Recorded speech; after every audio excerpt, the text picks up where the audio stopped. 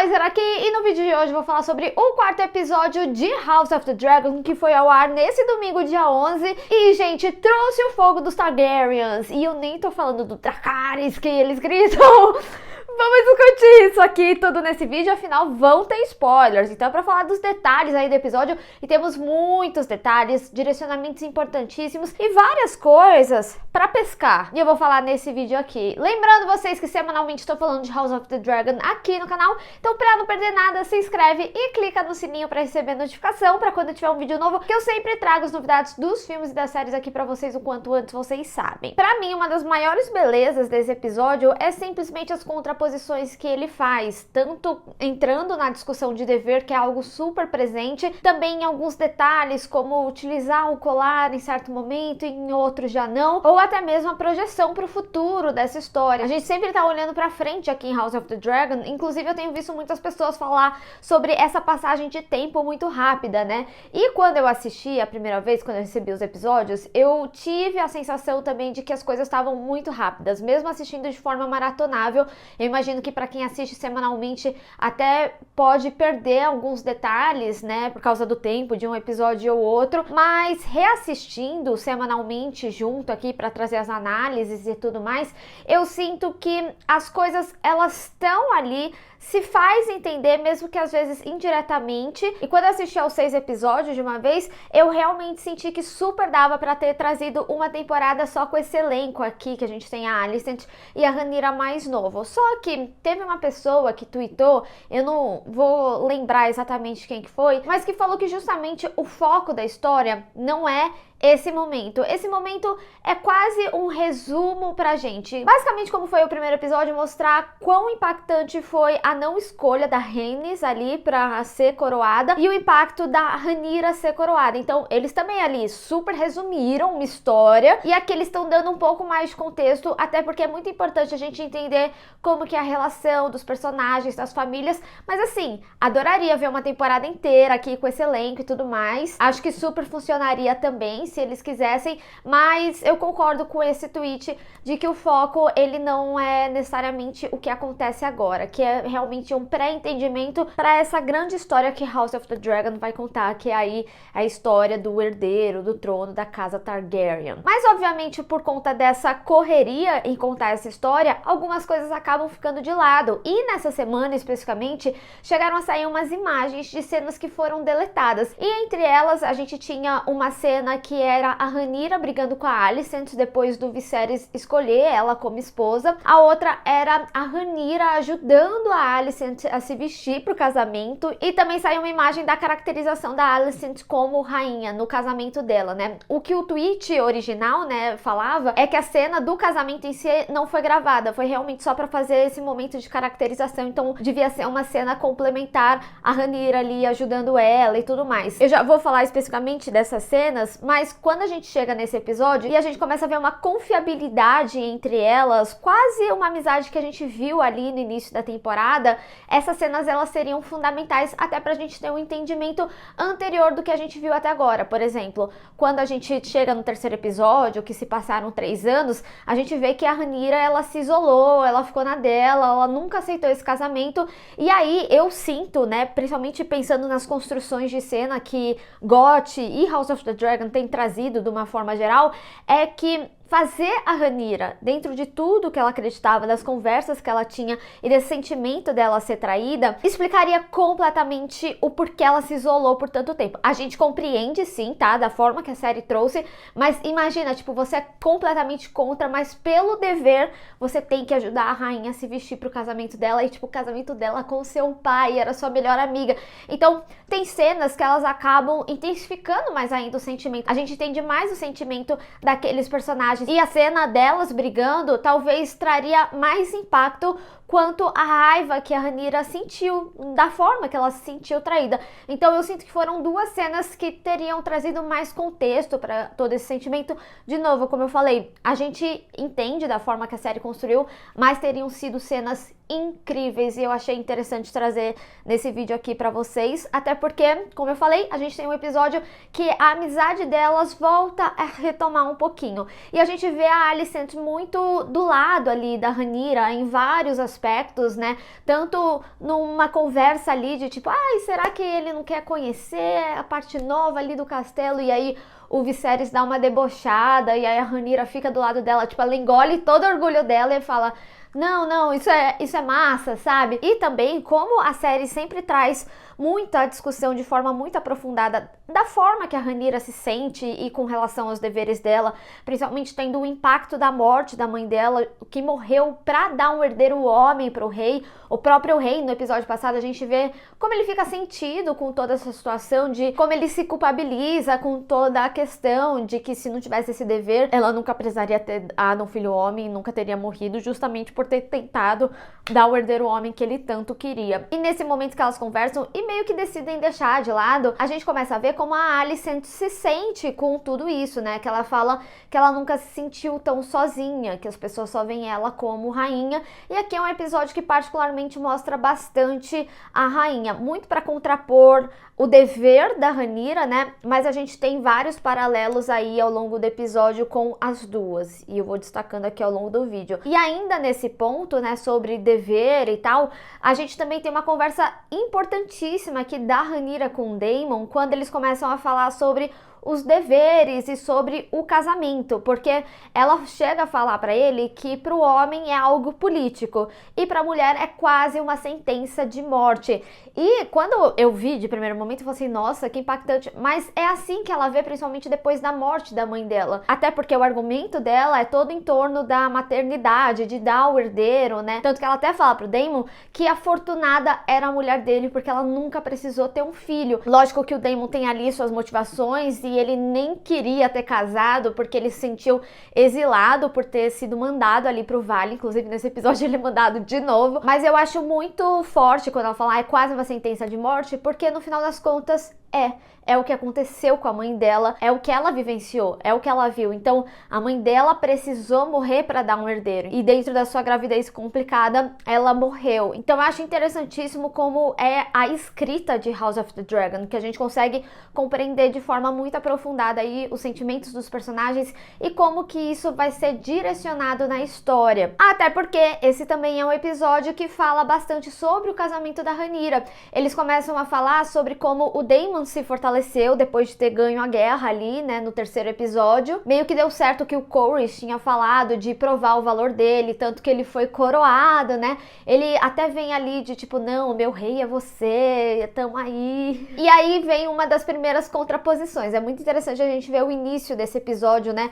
Como tá lá o Viserys, tipo, meu irmão, abracinho, depois ele tá chutando o irmão e mandando pro vale de novo, sabe? É muito volátil as coisas aqui na casa Targaryen. Mas justamente por isso, né, eles começam a falar sobre a casa Velaryon conversar, da Lina se juntar com uma outra família, já que ela tá disponível ali, no caso com o rei. A gente viu que o Corlys tinha ficado todo puto, porque ele era a casa mais forte, e aí eles falam que, olha, então a gente tem que agilizar aí esse casamento da Rhaenyra pra gente ser mais forte. Tanto que depois a gente até vê a decisão do rei. Eu já vou voltar a falar do casamento da Rhaenyra, porque eu acho que tem outros complementos aí no meio do que a gente viu, né? Mas basicamente a união com Laenor acaba trazendo aquilo que eu falei do terceiro episódio, quando o conselheiro falou que seria uma boa escolha pra Rhaenyra, porque afinal de contas seria uma união de famílias que meio que já devia ter acontecido. Então ele meio que garantiria até mesmo que essa parceria aí com Daemon não fosse muito pra frente. E também, independente de quem a Lina se case, o fortalecimento vem aqui, porque os Targaryens são mais fortes. Então você fala assim, essa casa tá com a gente. Então eles não têm como criarem mais forças com outras casas a ponto de ser preocupante ali pra casa Targaryen de uma forma geral. Então é muito interessante a gente ver como as pecinhas, né, elas vão se juntando, e eu acho que esse episódio ele mostra muito sobre essas pecinhas em vários aspectos, seja no plano do Otto, seja no plano do Daemon, seja no plano do rei, ou até mesmo no plano da Rhaenyra, né, que coitada, até então tinha sua própria escolha. A Alicent tinha falado no episódio passado que o rei devia fazer a Rhaenyra achar que a escolha era dela, mas no final aqui a gente vê uma obrigatoriedade, né? Ele fala, olha, você vai casar com Laenor. Mas aí, né, ninguém contava com o planinho do Daemon. E assim, é muito interessante a gente ver como a Rhaenyra sabia desde o início, que ele falou assim, não, estou procurando o conforto da minha casa. Ela falou assim, aqui não é a casa mais confortável pra você, né, querido? A Rhaenyra, inclusive nesse episódio, ela tá só no papo, né? Mas o Daemon, ele já tinha essa intenção de manchar a imagem da Rhaenyra. Porque se a galera lá soubesse que aconteceu, ela ia ser obrigada a casar com ele. Tanto que no momento que tem esse embate do Viserys com o Daemon, ele fala, então deixa eu casar. Ele fala, mas meu filho, você já é casado, você não pode ter 2 esposas, isso é um absurdo. Só que, gente, esse plano, eu vou falar pra vocês, minhas skills de fofoqueira me ajudaram a entender narrativamente como as coisas aconteceram. A série, ao todo, ela não deixa muito claro se o Daemon, ele tava meio que trabalhando em conjunto ali com a sua amante. Porque, como eu falei, até a Rhaenyra sabe que o Daemon, ele tava ali porque ele queria alguma coisa. E é muito interessante ver como o episódio, inclusive, constrói a relação deles aqui, pra a gente ter um entendimento do que uma coisa leva a outra. Primeiro que eu acho que desde o primeiro episódio eles mostram que tinha uma coisa ali, principalmente quando ele dá o colar ali pra ela. E é interessante porque a gente vê um foco no colar. A primeira cena desse episódio é ela mexendo ali no colar, enquanto ela estava escolhendo o seu conselheiro, né, a sua mão. E quando ela volta para casa, o Daemon estaria lá. Então ela não via o Daemon há muito tempo e tudo mais. Então o colar, ele tem um simbolismo e é um detalhe muito forte aqui nesse episódio, até porque depois que acontece tudo, a gente vê que ela não usa mais o colar. Mas voltando aqui ao plano, né, o Daemon, ele já tinha essa intenção de fazer com que a Rhaenyra ficasse manchada e ser obrigada a casar com ele, porque nenhum homem iria querer casar com ela. A própria Alicent, quando elas têm a conversa ali, ela fala assim, meu, você se colocou em risco. A gente vê que a Rhaenyra mentiu pra ela, mas ela fala, você se colocou em risco numa posição de que as pessoas podem achar que tenha rolado mais, mesmo que não tenha rolado, enfim. E o Daemon, ele sabia disso. E esse episódio, particularmente, tem vários momentos que tem essa discussão.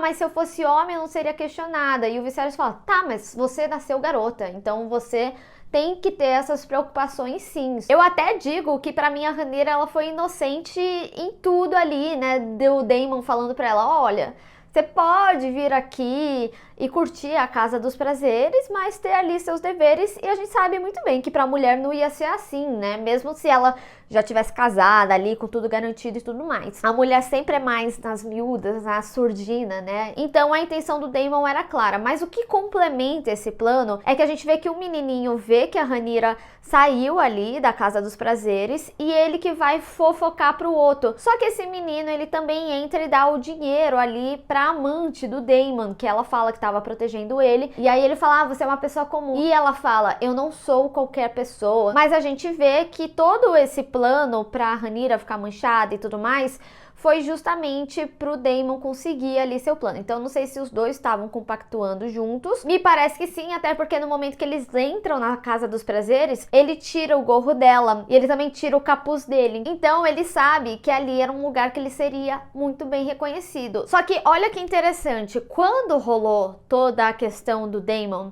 e da morte da mãe da Rhaenyra, eu não sei se vocês lembram, mas o Otto, ele chegou a falar pro Viserys, olha, o Daemon tava lá cantando a bola dele, que ele é um novo herdeiro, que ele vai ser rei. Uma fonte confiável me falou. Então eu sinto que essa mulher e o Otto, eles já trabalhavam muito tempo juntos. E ele falava, não, é uma fonte muito confiável. E ela mesma fala, né, sobre... não, eu não sou uma pessoa comum. Então, ela parece ter um controle muito grande ali. E se a gente for pensar na jornada da personagem como um todo, ela sempre fala sobre procurar proteção. Então, ela se envolve com o Daemon porque ela acha que vai ter proteção dele por ele ser ali da família, por ele ser supostamente o herdeiro. Mas quando tem aquela cena como, por exemplo, a Rhaenyra indo pegar o ovo, ela fica brava e fala, eu achei que você ia me proteger. Ele fala, não, você tá protegida. Ela fala, não, você tá brigando com a coroa. E talvez assim também ela deu os pulos dela de fazer com que tenha certa proteção a partir do outro. Entende mais ou menos? Então assim, ela sempre tá ali. Quando você vai conectando os pontos da participação dela, ela não tá só ali com o Daemon, ela é muito mais esperta e ela tá muito mais se garantindo. Por isso que eu também penso que, não sei se necessariamente o plano era tipo, algo dos dois ali, sabe? Porque afinal de contas ele prometeu que casaria com ela. Então eu não sei se ela planejaria algo que fizesse ele casar com a Rhaenyra, mas de certa forma esse casamento também tornaria ele rei, então ela estaria protegida ali e tudo mais. E então eu achei sensacional como as coisas foram moldadas ali pra Rhaenyra cair. Inclusive até mesmo ela vê ali o teatro. Naquela época, né, nos tempos antigos assim, o povo fazia esses teatros justamente para trazer críticas políticas. E aqui a gente vê, e é interessante a própria Rhaenyra ver que muito provavelmente isso vai ter impacto mais à frente, até mais dos episódios que eu vi, sabe? De como o povo não apoia ela, como ela é vista pelo povo. E isso reforça muito também o que o rei sentiu no episódio anterior, de como as pessoas acham que o Aegon vai ser o novo herdeiro e tudo mais. Então a gente vê essa manipulação do Daemon desde o início, né? Até mesmo quando ele leva ela no teatro, tem um close assim na cara dele, sabe? Era o que ele queria fazer com que a Rhaenyra ouvisse aquilo, até pra talvez convencer ela ali do casamento, né? De que tipo, ah, se a gente casar, as pessoas vão te respeitar como rainha, mas eu vou ser rei e etc, sabe? E outro ponto que é interessante da gente observar também é como o Otto já estava de olho desde o início. O Otto, ele percebeu como a Rhaenyra gostava do Daemon, mais do que só o tio dela ali, né? Na hora que eles estão conversando ali, na festinha, depois do Viserys abraçar o Daemon, a Rhaenyra vai, inclusive eu acho muito bonitinho quando ela põe essa mãozinha assim pra trás. Geralmente são em momentos muito assim, que ela tá mais desarmada, tá mais respeitosa. É muito interessante ir observando ao longo aí da série como um todo, né? Mas com Daemon ela sempre põe essa mão pra trás. E aí ela vai assim, aí o outro já tá de olho, sabe? E tudo isso leva ao drama do episódio, ao caso de família do episódio, porque por mais que a Rhaenyra tenha mentido ali pra Alicent, quando o Otto vai falar pro Viserys o que aconteceu, e aí a Alicent ouve, né, porque ela tava ali no quarto, a gente vê a Rhaenyra falando, não, por Deus, eu jamais faria isso. Ela jurou pela memória da mãe dela, simplesmente, enfim. E a Alicent, dentro de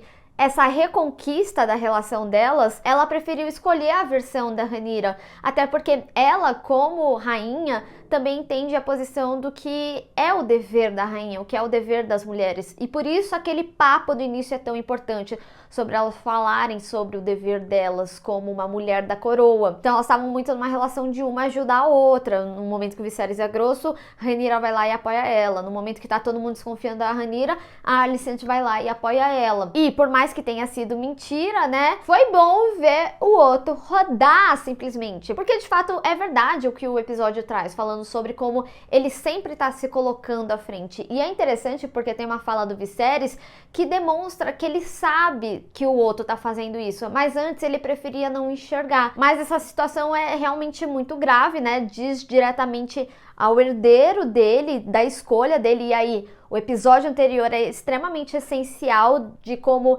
ele se sente questionado, né, pelas pessoas. Então ele vê o conselheiro dele ali, a mão dele, também fazendo supostamente coisas que não seriam a favores da escolha dele, mas sim para se auto-beneficiar. Aí foi o momento que o Otto rodou. Agora, um aspecto que eu não posso deixar de falar e que é muito complementar a toda essa questão, né, é que eu gostei muito como eles construíram narrativamente contar essa história do prazer. Ainda mais um episódio que traz tanto essa contraposição da Alicent e da Rhaenyra, né, dela falando sobre ser rainha e sobre cumprir os seus deveres, e a Rhaenyra ainda se questionando ali sobre não querer justamente fazer esses deveres de mulher da coroa. É a beleza de como o episódio traz isso visualmente aí pra gente também. Porque quando a gente vê o momento do Daemon tramando ali o seu plano e levando a Rhaenyra na Casa dos Prazeres, ele fala sobre como o sexo é prazeroso. E aí, enquanto mostra o Daemon e a Rhaenyra, que tem um desejo ali, é bem carnal, a gente tem a cena da Alicent com o Viserys, e é totalmente desconfortável.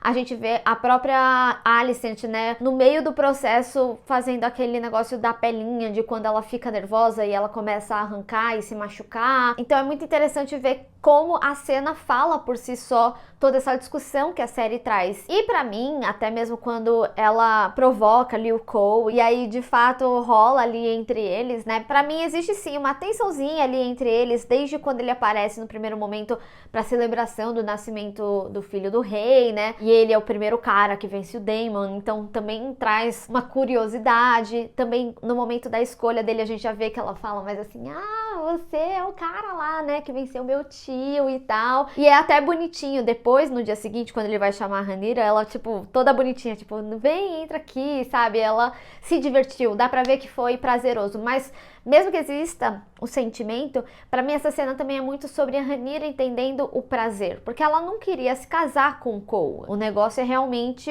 o lance entre famílias e tudo mais, mas eu acho que ali ela tem justamente esse entendimento do que o Daemon tava falando. Existe sim a frustração ali com o Daemon, tanto que eu falei no início do vídeo, tem até essa quebra quando ela utiliza o outro colar. Se vocês forem ver os episódios anteriores, ela nunca tá sem o colar que o Daemon deu. Então isso também representa, de certa forma, como ela vê o Daemon. Os momentos que a gente vê ela sem colar é mais quando é uma roupa, que aí não tem o colar e tudo mais, mas sempre quando tem, ele é mostrado. E não é à toa, como eu falei, que a primeira cena do episódio é justamente ela mexendo ali no colar, porque ele é fundamental para toda a história que a gente acompanhou. E de como o Daemon é importante na vida dela, o sangue da família, de uma forma geral. E dá-lhe fogo de Targaryen, né? Eu falei, não era sobre o Dracarys ali, era sobre o fogo do sangue que corre nos Targaryen mesmo, que eles inclusive vivem falando bastante. O próprio Viserys falou nesse episódio, né? Ela é uma Targaryen, eu sei do que ela é capaz. E justamente por isso, né, que ele manda ali o chazinho. A Rhaenyra, ela fica bem chocada, porque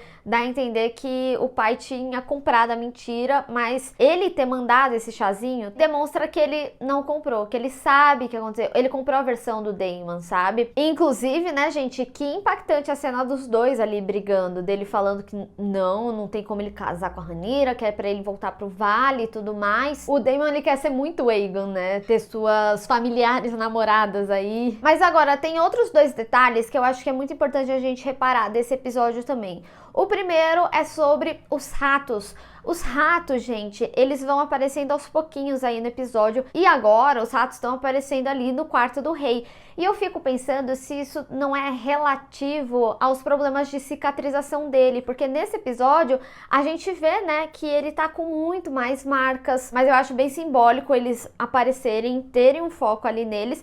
E outro detalhe que, óbvio, que eu não podia deixar de falar, é sobre a importância da adaga. Quando a Rhaenyra, ela vai conversar ali com o Viserys, ele conta, é engraçado como o Viserys, ele falou, né, que ele sempre gostou de estudar a história e tudo mais, e aí ele sempre vem ali, né, conta as coisas pra Alicent, agora pra Rhaenyra, e aí ele fala que essa adaga era do Aegon, que depois foi pra Rhaenys, a Rhaenys antiga, não a Rhaenys que a gente acompanha agora, só pra deixar claro. Mas também que entra nesse contexto que ele fala dos vislumbres e sonhos, que é algo que vem vindo de vários episódios, tanto no momento que ele escolheu a Rhaenyra, e aí ele contou o contexto da adaga, e que aí depois não se sabe mais quem ficou com essa adaga, mas que o Pyromancer, eu não sei como que é traduzido, gente, porque a gente assiste tudo em inglês e não vem nem a legenda, mas basicamente o Pyromancer, ele é equivalente ao que a gente já tinha visto de Goth, que ele era tipo Helline, que eram alquimistas e tal, e aí ele fala que foi o último ali de Valíria, né, que ele disse pro Aegon antes dele morrer que essa adaga seria da Rhaenyra, que o Viserys daria a Rhaenyra. E na adaga tá escrito: do seu sangue vem a princesa prometida e dele será a canção de gelo e fogo. E aí entra também naquele contexto que eu falei sobre a real história de House of the Dragon, né? Não é necessariamente para contextualizar isso que a gente tá acompanhando, mas sim como vai se dar a canção de gelo e fogo. Enfim, gente, esse episódio ele é realmente muito impressionante. Eu acho que ele tem vários aspectos importantes, tanto em profundidade de personagem quanto em direcionamento de história. Cada vez mais a gente chega próximo do que vai ser a história de House of the Dragon realmente. E pra mim esse episódio ele é realmente um episódio sem defeitos, maravilhoso. Mas eu quero saber de vocês, o que vocês acharam desse episódio e se teve mais algum detalhe que vocês separaram e eu não falei aqui. E também vamos falar sobre as cenas deletadas, enfim, muita coisa, então vamos discutir. Bem, pessoal, espero que vocês tenham gostado desse vídeo. Não esquece de deixar o seu gostei e compartilhar nas redes sociais, inclusive me segue lá, se inscreve no canal e clica no sininho para receber notificação para quando eu tiver um vídeo novo. Te vejo no próximo. Tchau!